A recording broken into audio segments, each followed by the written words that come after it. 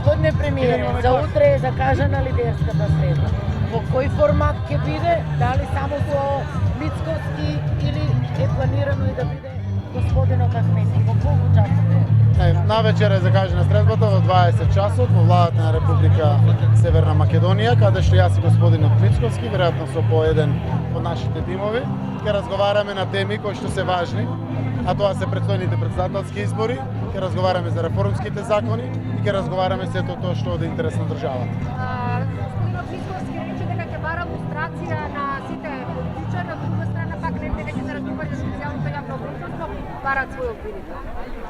Јас ќе почекам денот да ги видам утре кои се барањата, ќе ги соопштам и нашите, сите заедно, како одговорности на сите политичари и политички партии ќе разговараме. Деталите преурането не би ги коментирал.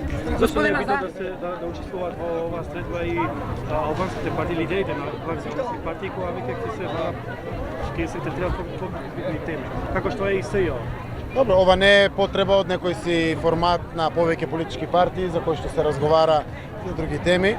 Мене ми е значајно да разговараме за предстојните претседателски избори, за интеграцијскиот процес на нашата земја, заради тоа што дури и НАТО не е завршено се уште, следува ратификацијата, да направиме се што можеме да направиме да успееме во јуни, да го добиеме конечно датумот за преговори и отварањето на поглавјата со Европската унија. Тоа се важни работи. И јас буквално разговарам како премиер и председател на најголемата политичка партија со шефот на опозицијата токму на тие теми, заради тоа што верувам во заедничката одговорност пред историските одлуки кои што нашата земја треба да ги донесе. Дали Стево Пендаровски е безбеден во поглед на фактот што тој не изјави дека достои да одредени служби? Секако дека е безбеден.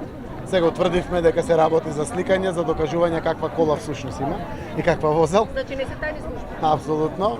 Така да верувам дека сите граѓани во Република Северна Македонија треба да се чувствуваат безбедни, немаме причина зашто да не се чувствуваме безбедни.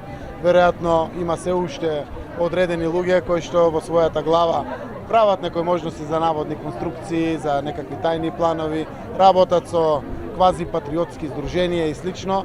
Веројатно потребата му беше за алудирање тука. Јас го знам заради тоа што се тоа апсолутно согледливи состојби кои што се случуваат во нашата земја, но дефинитивно нашата земја е безбедна, сигурна, стабилна. Ќе се извините ли на опозицијата, бидејќи беше посочена како тајна служба блиска до опозицијата? Ево вака, ќе ги дадат сите коментарите заради тоа што од прилика тие што се влезени во некои филмови, се влезени во такви филмови, тоа не загрозува безбедност на никој, но живеат во одредени филмови и при тоа немам намера да се извинувам на никакво опозиција. И уште едно прашање. Денеска одлучивте да славите одвоено од 8 март вчера кога си беше денот. Зошто не излегува жените на СДСМ вчера кога требаше да бидат единствени со сите останати и ова денеска што се случуваше беше апсолутен митинг. Втора работа е што автобусите кои се на цела Илинденска наликуваат на времето кога Груевски ги организираше неговите митинзи. Зошто личите на минатата власт? А и го искористивте моментот за реторика која што најавуваше странски инвестиции и го потенцираше економскиот раст, тоа што наликуваше на реториката на Груевски. Апсолутно не е така.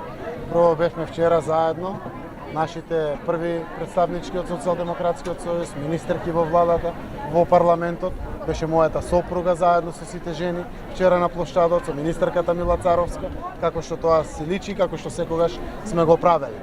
Сабота го избравме како неработен ден, за да го организираме традиционалниот 8-мартовски марш.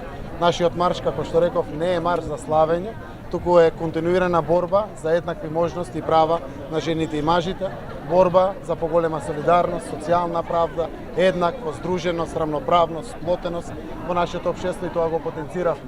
Потенцирајќи ги бројките како економски параметри, потенцирав дека нашата држава се движи во вистински правец.